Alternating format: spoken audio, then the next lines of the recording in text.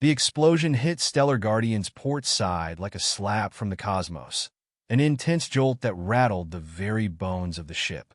Levi Anderson gripped his workstation as the ship's gravity systems flickered wildly, sending tools floating in aimless arcs across the engineering bay.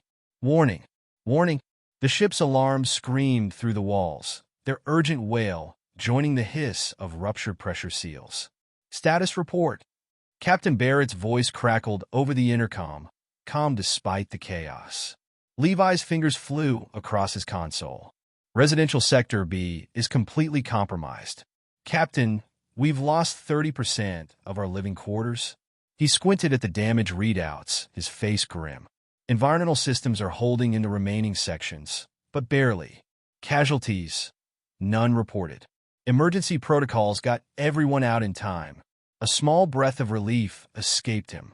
The AI had done its job. For now, they were safe. Engineering, I need solutions. Now, the captain snapped.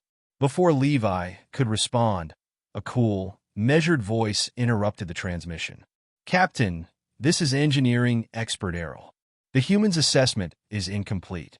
Levi clenched his jaw as the voice continued, calm as ice. We are losing structural integrity in adjacent sections at a rate of... I can see the numbers, Levi interrupted, irritation creeping in. But if we reroute power from the tertiary systems, an imprecise solution that violates 14 safety protocols, Arall cut him off smoothly. It will save the ship. Enough!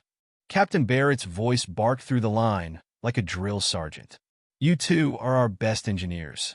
I don't care about protocols or creative solutions right now. I care about keeping the ship intact. Work together. Figure it out. Levi pushed away from his console, turning to face Arall.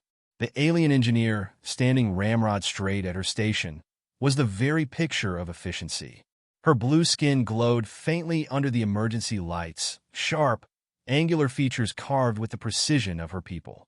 If the situation hadn't been so dire, Levi might have marveled at how graceful she moved, except she looked like someone who would rather be anywhere else.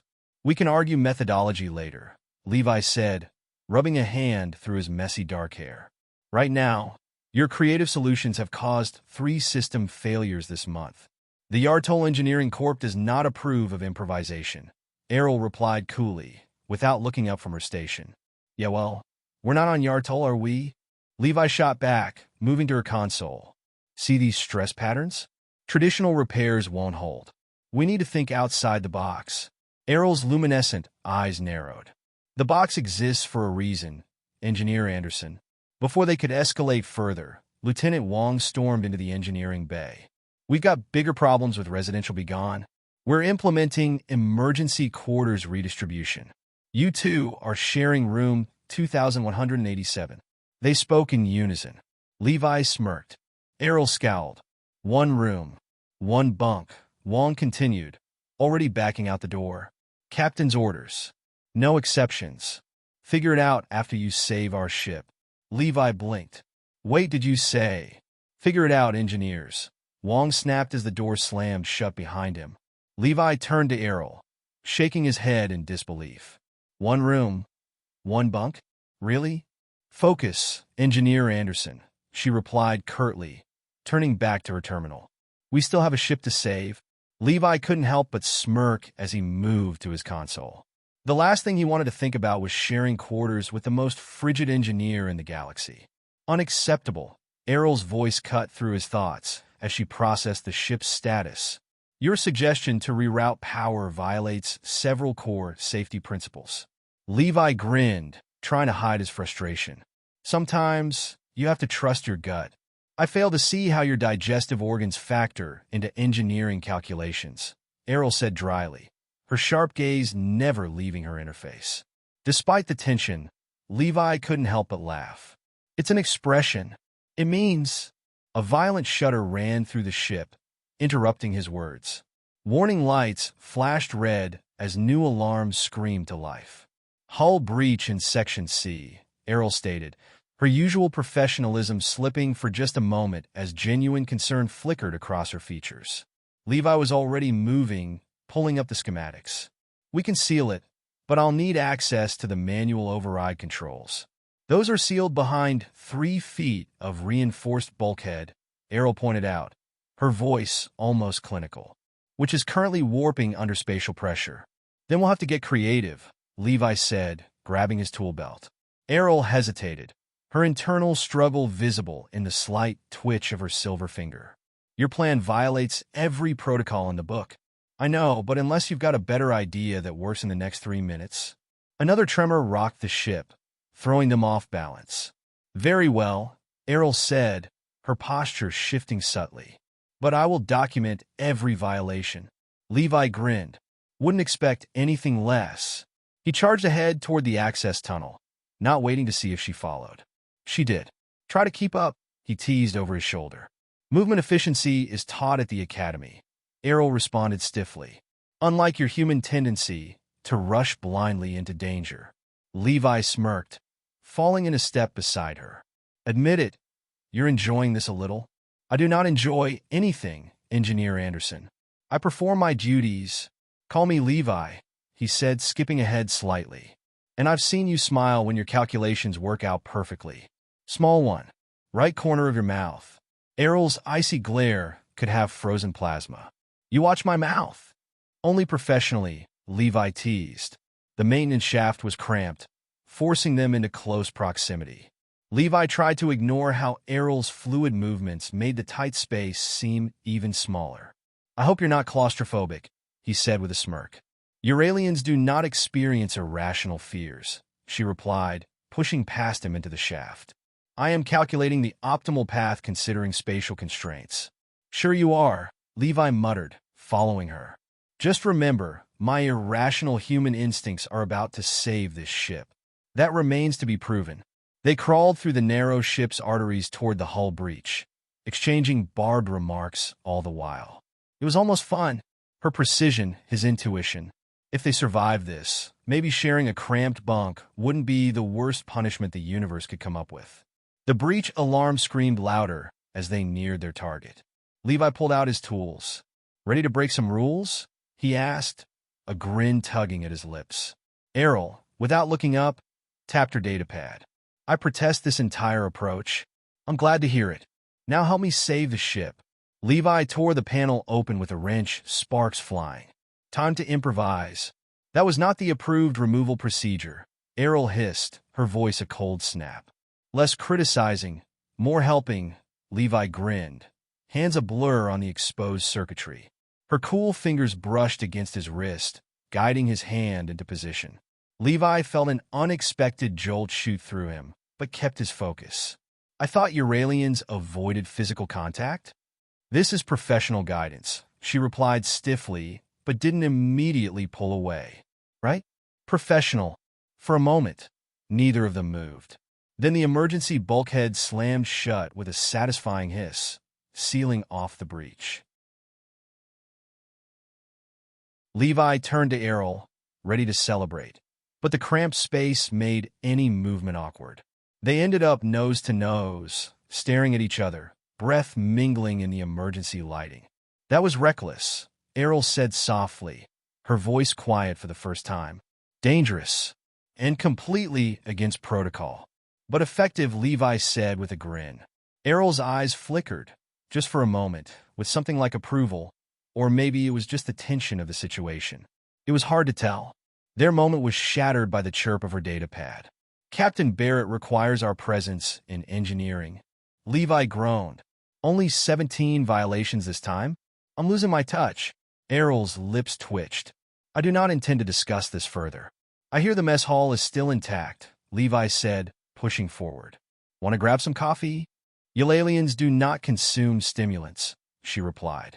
Too emotional. Too inefficient. Right? But how about reviewing the incident over a nutrient supplement?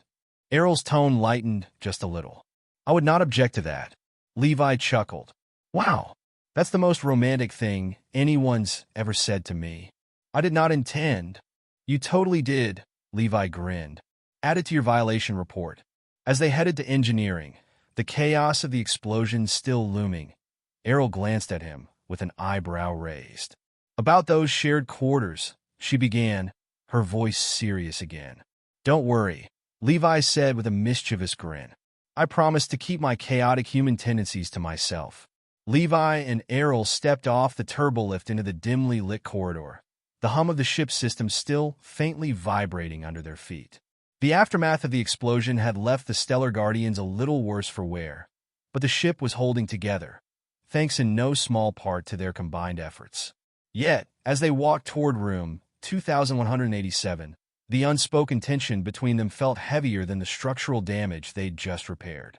I can't believe the captain thinks this is a good idea, Levi muttered, rubbing the back of his neck. I mean, one room? One bunk? We're engineers, not... Well, whatever this is supposed to be. Arall's expression remained as stoic as ever. This is a logical solution, Engineer Anderson, she replied, her voice the same cold precision that always seemed to follow her like a shadow. It minimizes unnecessary movement, consolidates resources, and reduces the chance of killing each other over the most awkward night in military history. Levi finished for her, a grin tugging at the corner of his mouth. Arall's icy glare could have frozen the corridor walls, but Levi was used to it by now. There was no warmth to her demeanor, no hint of humor, just endless professionalism. This is not the time for your human humor, Levi snorted. I'm sure you have plenty of cold, logical reasons to think this will work. Arall said nothing, her eyes fixed forward as they approached the door to room 2187. Levi pressed the access panel, and the door slid open with a soft hiss. After you, he said, stepping aside with a dramatic bow. Arall glared at him, but stepped inside. Levi followed, the door closing behind them with an oddly final thud. The room was, well, minimalist was putting it mildly. The walls were stark white, the circular windows letting in a dull light from the stars beyond. The furniture consisted of a single narrow bunk, a small desk, and a couch that looked like it had been designed for efficiency, not comfort. Is this supposed to be a joke? Levi asked, his voice filled with disbelief. One bed? Really? Arall stood by the desk, her back rigid, her posture the picture of a perfect, unmoving engineer. This is what was provided. We will make do. I can't believe they... Levi stopped short as his eyes landed on the couch. Wait, you're claiming that's the alternative? Arall glanced at him, her expression flat. It's a sitting surface. Levi smirked. I'm sure. And I'm sure you've read every manual on how to sleep sitting up with no comfort, no personal space, and definitely no human dignity. Arall didn't respond. She was already taking inventory of the room's contents. Though, Levi wasn't sure how much there was to catalog. It wasn't exactly luxury living. He wandered over to the bunk, running a hand over the thin mattress. Looks like they really hate us, Levi said, flopping onto the bed dramatically. One bed, a desk, and a couch. What are we supposed to do? Share the bed? Fight over it. Arall's eyes narrowed slightly as she walked toward the desk, her cool voice cutting through the sarcasm in his tone. We will make arrangements. Levi propped himself up on his elbows, a mischievous grin spreading across his face. What kind of arrangements? You want to sleep in the bed while I take the couch? Or is the couch where all the improvised solutions happen? Her eyes flickered to him, a small wrinkle of frustration appearing on her otherwise smooth forehead. I'll sleep on the couch. You will take the bed. It's logical. Levi sat up, chuckling to himself. All right. Of course you're taking the couch. Because sleeping in a bed with a human is a bridge too far for your perfectly composed Yalarian self. Arall's expression hardened. I do not engage in human behavior. Sleeping arrangements are based purely on efficiency. Levi grinned. Of course, the Yalarian method. I should have known. He slid off the bed, standing up and stretching. You know, you don't have to keep being, well, you all the time. I'm not going to bite. Arall's lips twitched ever so slightly, though it could have just been a trick of the light. You are not capable of threatening me, Engineer Anderson. No, but I can be very annoying. Like right now, for example, the Yalarian engineer didn't even flinch, though there was a faint flicker in her eyes. Your tendency to be irritating is well documented. Really? Levi said, raising an eyebrow. Well, if you've got a file on me, then I'm sure you've seen my creative solutions to problems. He walked toward her, leaning against the desk with a smirk. You know, the ones that, actually save the ship? Her gaze met his, and for a moment, her eyes were sharp, analytical. I have reviewed your methodologies. I find them impractical, inefficient, and lacking in proper protocol. That said, they are often effective. Occasionally, Levi laughed, throwing his hands up in mock surrender. Oh, I knew you were secretly a fan of my work. Don't try to hide it. Arall's voice was colder than ever. If I were to engage in any form of favoritism, it would be for the betterment of the ship. Not for you. Levi's grin faded slightly. Hey, I'm not all bad. You're here, aren't you? That means I'm not a complete disaster. There was a beat of silence before Arall spoke, her tone unexpectedly neutral. You are not entirely incompetent. Levi raised his eyebrows, momentarily speechless. I'll take that as the highest form of compliment you can muster. I would recommend you take it as a factual statement, she replied, turning back to the desk. Now, I suggest we focus on matters at hand. Right, Levi said, his voice taking on a more serious tone. Ship's still not in great shape. We've got to finish the repairs, figure out how to deal with. The door chimed, cutting him off. Arall's posture stiffened, and Levi's shoulders tensed in equal parts annoyance and curiosity. Let me guess, he muttered. The captain wants to... Before Arall could respond, the door opened, revealing Lieutenant Wong once again, his face set with a grim expression. We got another problem. Section D just went critical. We need both of you down there. Now! Arall was already moving toward the door, her eyes narrowing in concentration. Levi groaned. We're just getting started here. Don't get comfortable, Wong added, his voice tinged with a hint of amusement. Captain's orders. You're both back on duty immediately. Levi shot a glance at Arall, who was already on her way out the door. Well, looks like our little bonding session will have to wait. Huh? Arall didn't respond, but Levi could have sworn he saw the faintest flicker of a smirk before she turned the corner, disappearing into the corridor. He sighed, dragging his hand through his hair. Yeah, he muttered to himself, one room, one bed. And now, one more crisis. Perfect. With one last glance at the empty room and its uncomfortable furniture, Levi followed her. Whatever came next, he was sure it was going to be another hell of a ride. Levi and Arall raced through the ship's narrow corridors, the clanging of their boots against the metal floor a constant rhythm amidst the chaos unfolding around them. The explosion had caused a cascading failure of systems, and now Section D, the lower part of the Stellar Guardians, was at the brink of total collapse. Reports flooded their interfaces, structural failures, power fluctuations, life support failures. Levi's heart was already beating a little faster. No matter how much you worked on a ship, how many fires you put out, there was always that moment when it all teetered on the edge. Beside him, Arall's precise movements didn't waver. The Yalarian engineer was focused, her sharp eyes scanning the ship's readouts as she walked. He couldn't help but notice the way her blue skin seemed to shimmer under the emergency lighting. She was all efficiency, no hesitation, and yet there was something in her movements that seemed slightly less cold than before. Maybe it was just the exhaustion. Or maybe, it couldn't be that. She was still Arall, the Yalarian Ice Queen. He wasn't about to get distracted by her glowing eyes or the way she moved like a dancer through the ship. Emergency seal is holding, Arall said, her voice perfectly calm, as if the ship wasn't about to split in two. Hull breach in Section D. We need to reroute power or we'll lose it all. Levi nodded, his fingers already dancing over his wrist display, bringing up the schematics. Okay, we got a couple of options. If we bleed power from the upper decks, we might have enough for the lower sections, but we'd be sacrificing life support on Deck 3. Not ideal. I would not recommend that, Arall replied immediately. Life support is critical. I agree. But this is a bigger issue right now. Levi glanced over at her. What? You got a better plan? Arall's eyes narrowed, her luminescent gaze fixing on him for a beat too long. If we power down auxiliary engines and reroute them to the core systems, we can maintain the integrity of Section D. I'll make the adjustments on the auxiliary systems. You handle the core. Great, sounds simple enough, Levi said, smirking. Except it never is. Arall didn't respond, her fingers already tapping out commands on her interface. We'll need to bypass manual override protocols for the core. I'll handle the reroutes. You ensure the core doesn't destabilize during the process. Sounds like a fun Tuesday morning, Levi muttered, moving ahead of her toward the access hatch. As they approached the maintenance panel, the ship gave a violent lurch. The overhead lights flickered, plunging them momentarily into darkness before emergency lighting flared back to life. Damn it, Levi cursed, steadying himself against the wall.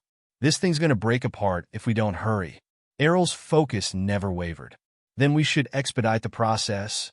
Levi shot her a quick glance as he opened the access hatch, revealing the complex network of exposed wiring and neural connections.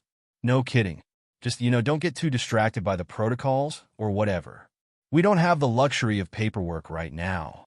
She ignored his jab, kneeling beside him at the exposed wiring. Focus on the power core adjustments. I will reroute the auxiliary systems. Levi didn't have to look at her to know she was already at her work, efficient, methodical, and cold as always.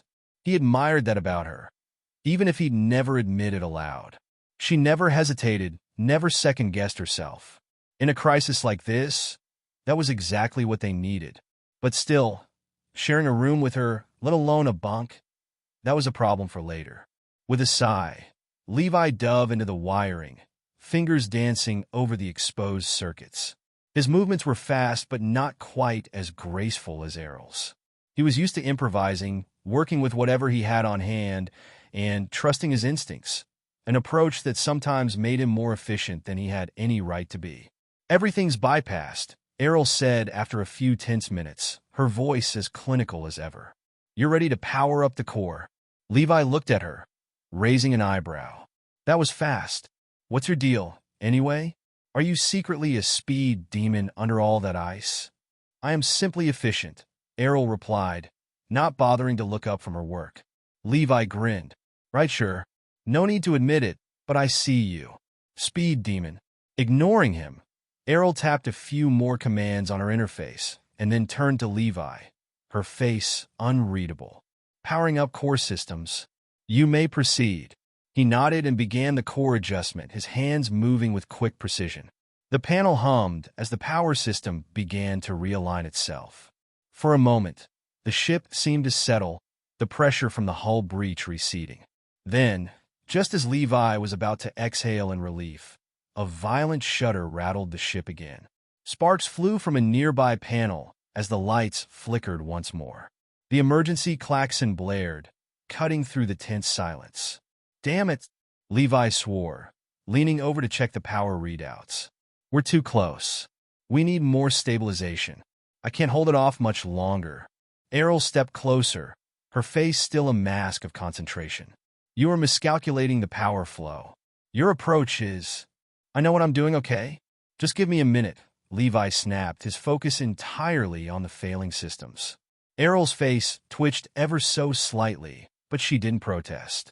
Instead, she stepped back and started reworking her own console, bringing up schematics and rerouting a few auxiliary systems to feed more power into the core. Levi's heart pounded in his chest, but there was something oddly comforting about Arall's presence now. They were two engineers against a dying ship, and in this moment, they made a surprisingly good team. As much as he hated to admit it, her no-nonsense approach was exactly what he needed to keep him grounded. A few moments later, a loud hum filled the air, followed by a calming silence. The power systems had stabilized, and the ship groaned beneath them, but it wasn't the same desperate scream of failure. They'd done it. We've got it, Levi said, allowing himself a moment to breathe.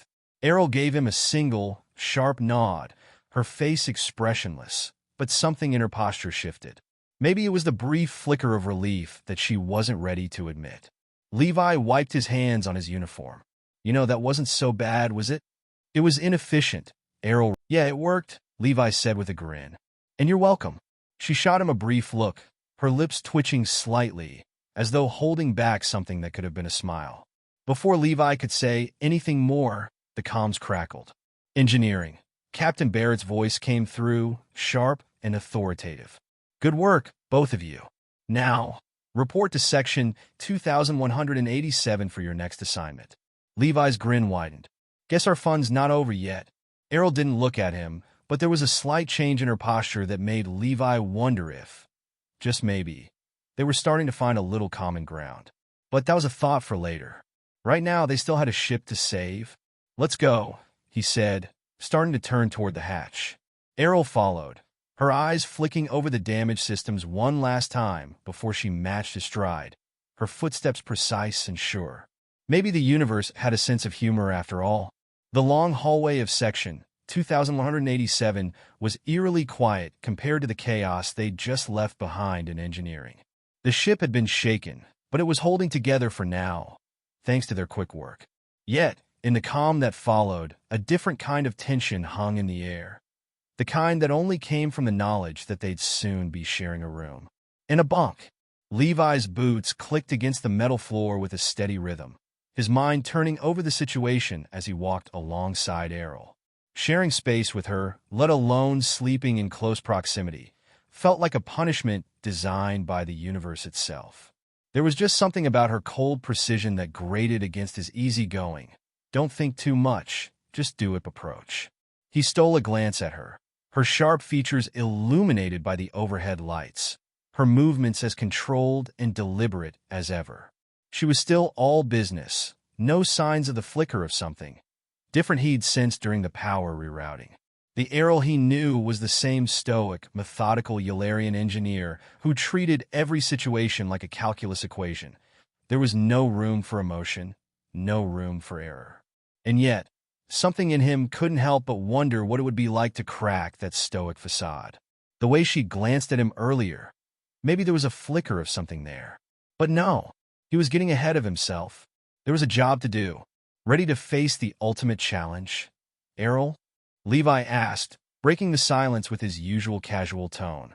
He flashed her a grin, hoping to ease some of the tension that had been building between them. Arall didn't look at him, but replied flatly, I do not find sleeping in close quarters with a human particularly challenging. It is merely a logistical adjustment. Levi snorted. A logistical adjustment. Sure, we're just two professionals cohabiting the same space. No big deal. Arall's eyes flicked over to him for the briefest of moments before she stiffened again, her face unreadable. I will need access to the central databank. If we are to maintain maximum operational efficiency, I require full integration with the ship systems. Right, Levi said, pretending to think. You mean you'll need to keep your eyes on everything? Got it. You really are a workaholic? Huh. I do not understand your human habit of making light of serious matters. She tilted her head, narrowing her luminescent eyes slightly. Efficiency is not a joke. Levi laughed, shaking his head. I'm not joking, Arall. I'm just saying, you don't need to be so uptight all the time. I mean, look at us. We're a team now. We saved the ship. Now we share a room. If you're going to be stuck with me, you might as well loosen up a little. Arall's lips twitched, though she quickly suppressed the expression. I am perfectly comfortable, thank you. You, however, may struggle with the lack of space. Levi raised an eyebrow. Oh, don't worry. I'm used to cramped quarters. But I'm sure it'll be interesting. Sharing a bunk with you. He smirked, enjoying how that made her stiffen. The door to their temporary quarters slid open with a soft hiss. And the moment they stepped inside, Levi's attention shifted to the room. It was small, way smaller than he expected from military-grade accommodations, but it was functional. White walls, minimalist design, a pair of circular windows offering a glimpse of the endless space outside, and of course a single bunk placed against the far wall. One bed. Perfect. Levi couldn't help but chuckle. He looked back at Arall, who was standing at the doorway, her expression as stony as ever. Well, here we are. Just you, me, and this charming living space. Arall didn't respond immediately, her eyes scanning the room with what seemed like clinical detachment. It is functional, she finally said, but not ideal. We will need to make some adjustments. Levi's grin widened. Adjustments? Are you sure that's necessary? We've got a bed, a sofa, space to work. What else do you need? She raised an eyebrow. We need to consider optimal sleeping conditions. I am not accustomed to sharing such confined quarters, and I require sufficient room to perform my duties. If you wish to remain productive, this is non-negotiable. Levi blinked, slightly taken aback. Wait, productive? Are you saying we need a separate space for your calculations and your data pads? Of course, Arall replied. I cannot be expected to remain inconvenienced by your tendency to relax. Levi stared at her, mouth agape. Wait a second. You want to set up a whole workstation in here? He gestured toward the tiny room. Obviously, she replied with a straight face. We will need to optimize the spatial arrangement. Levi was already walking over to the sofa, unable to hide his grin. This is going to be great. Just you, me, and your calculations. I bet this will be the most fun I've had in weeks. Do not mistake my focus for fun, Arall warned as she began to set down her gear, her fingers moving with speed and precision. And I am not here for your amusement. Right, Levi said, hopping onto the sofa. I'll just sit here and not entertain you then. Arall set up her datapad and began inputting commands without missing a beat, ignoring him completely. Levi, for his part, was oddly amused by how seriously she took everything. Her concentration was a force of nature, focused, intense, unwavering. And he knew somewhere deep inside that this whole situation, this room, this shared space, might just be more interesting than he'd first thought. As Arall moved to organize her side of the room, Levi's eyes kept drifting over to her, trying and failing to hide his smirk. You know, Arall, he began, his voice light, if I didn't know better, I'd say you're actually enjoying the chaos of this whole thing. Arall glanced up, her eyes narrowing ever so slightly. I do not enjoy chaos. No, because, the way you've set up your workstation so fast, it's almost like you're enjoying the challenge of adapting. He flopped back onto the couch with a dramatic sigh. What do you think? Going to give me a hug when we're done here? I will be sure to document that as a violation, Arall replied flatly. Levi chuckled. You really are no fun. I was not designed to be fun, she replied coolly. I was designed to ensure the safety and stability of this ship. Yeah, I got that, Levi said, turning his attention to the single bunk. His grin returned. But I'm telling you, Arall, this whole sharing a room thing is going to be interesting. Arall raised an eyebrow, but didn't look up from her datapad. We shall see. And in that moment, Levi realized just how true that was. They were sharing more than just space. They were sharing a ship that might or might not survive their combined chaos. They were two engineers from completely different worlds, thrown together in the middle of a crisis. Maybe it would be chaos, but if they made it through this, maybe, just maybe, it wouldn't be the worst thing in the universe.